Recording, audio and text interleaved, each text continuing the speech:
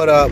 It's your boy Mega Bills. You know what I'm saying? This is an impromptu Mind Over Mega blog, Mind Over Mega blog mobile edition, you know what I'm saying? I'm mobile. My boy Skitty ain't in the building. It's just me. I'm just doing this little joint for TBA, the Bar Association. They battled last night, just to give a quick in the building recap. Just an in the building joint, nothing major or whatever, just a little in the building recap, something quick. But give me a second,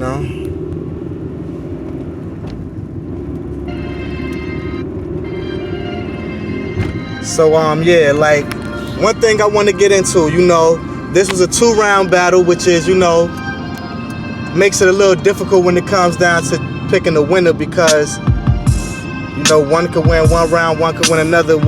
Battle shouldn't end in a tie. But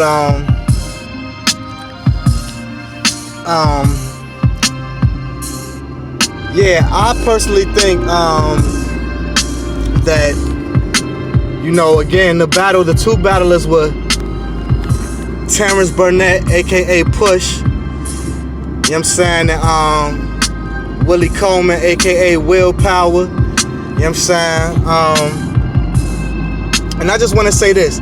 First and foremost, Push went first, and he came out very strong, very aggressive in his first round. Nothing like what I seen previously, where I seen him choking and, just not seeming really prepared when he was up there on stage, But this first round, he came out strong. Came out, nice cadence, nice flow, aggressive and all of that. Willpower came in his first, high energy, you know what I'm saying? Came in talking to the owners, the league owners, talking to Chips and Guwap, you know what I'm saying? He was talking to them, the league owners and shit. And he addressed them for a second, and then he went into, started going at his opponent, at Push. Nice, strong intro and all of that. Again, like I said, he had a nice energy, you know what I'm saying? And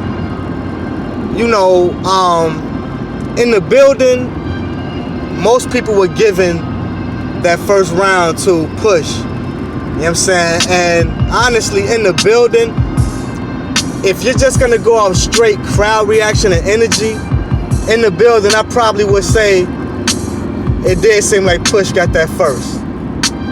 Now, I'm gonna get a little more technical beyond that, you know what I'm saying? But just off crowd reaction in the building, it would seem like the momentum, Push had the momentum after that first round. And again, like I said, Willpower had a lot of energy in his round as well. So again, going into the second, most people had Push up 1-0. In the second round, Push started out strong, you know what I'm saying? Had a decent flow. He choked, you know what I'm saying? He hit a spot, you know what I'm saying? He stumbled, choked, it was a choke, not a stumble. He tried to catch it and bring it back with a freestyle. It ain't really work, you know what I'm saying? So Willpower came in the second, strong, again, high energy, all of that, you know what I'm saying? And he kind of took the second clearly in the building. So most people left at the end of the battle saying 1-1. Push got the first, and they gave Willpower the second, you know what I'm saying? Now, this is what I want to get into as far as the technicalities. I don't know the level of fans that we have in the TBA audience, you know what I'm saying, in the Bar Association audience, and in the group to be judging, you know what I'm saying, the battle. I mean, anybody can judge a battle because battles come down to preference, you know what I'm saying? I mean, if a certain person prefers a particular style or flow or a particular MC, they can choose that person as a winner. Somebody else choose a particular MC, they can choose him. So battle rap comes down to preference, you know what I'm saying? It's not really, never a clear winner, you know what I'm saying, unless we use a point system or something like that. But outside of just points, and we just going off the fans' choice, it's always going to be biased in a sense. So, but what I want to get into as far as on the technical point, I use it a lot of times when I judge MCs, I have what's called the default, I refer to what's called the default battle rap flow. There's a default battle rap flow, and I mean, we all know this is pretty much the simple 4-bar setup, 4-bar punch, 4-bar punch, 4-bar punch. You know what I'm saying? That's kind of basic, like, you know what Big K do, you know, and what some people say DNA do a lot.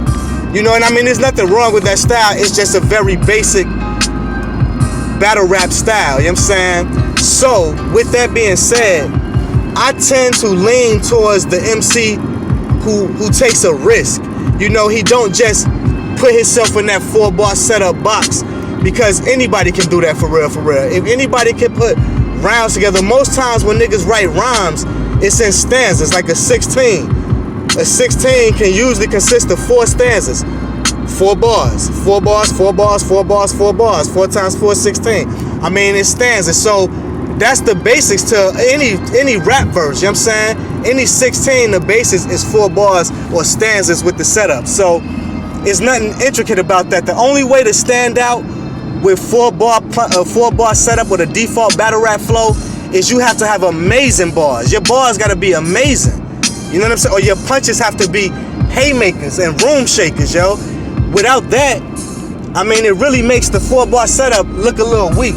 So with that being said, that's why, you know, if you look at Scrap Dooley, he made a post saying what people thought about, or, you know, what people's thoughts were on the winners for that battle. And that's why if you see my response, what I said, in the building, I'll admit, I did have it 1-1 as well, like most people in the building. But when I was in the room, watching it again, even just listening to it, not even looking, just listening to it, somebody else was playing it on their phone. And when I was listening, I have to honestly say, like, I could kind of edge both rounds to Willpower, you know, because that's an intricate style he had. He had an intricate style, a unique style, a unique flow. He didn't have just one set flow. He switched the flow up. He went through different patterns and everything. And like I said, you gotta take that into consideration. And I know him. He's new to rapping, period. And definitely that was his first battle. So for that to be his first battle and he took that risk, I mean, that holds a certain amount of weight in my book. You know what I'm saying? Like I said, I blog on a different level. You know what I'm saying? I've been a fan of this for a long time, a fan of URL in the major leagues for a long time. So, you know, and like I said, that's one thing, if y'all fans of the culture, and if y'all watch other blogs and bloggers, if y'all watch Champion, they put a blog out, I think 2 days ago, where they was just talking about how a lot of the new dudes sound the same. You can't tell a lot of these dudes apart.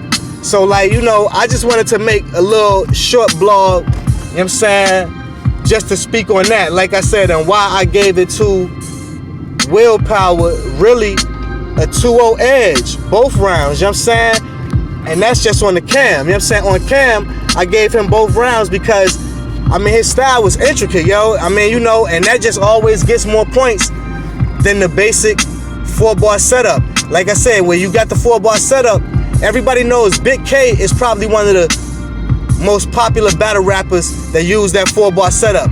But Big K punches be crazy, though.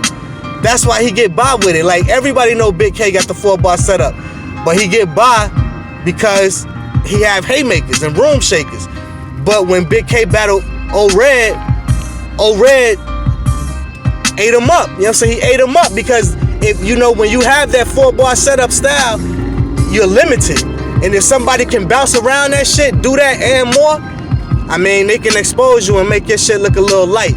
So like I said, I ain't want to be too long. I'm already at the 9-minute mark. I ain't want to be going too long on this because, like I said, I will be doing another recap on it officially. You know what I'm saying?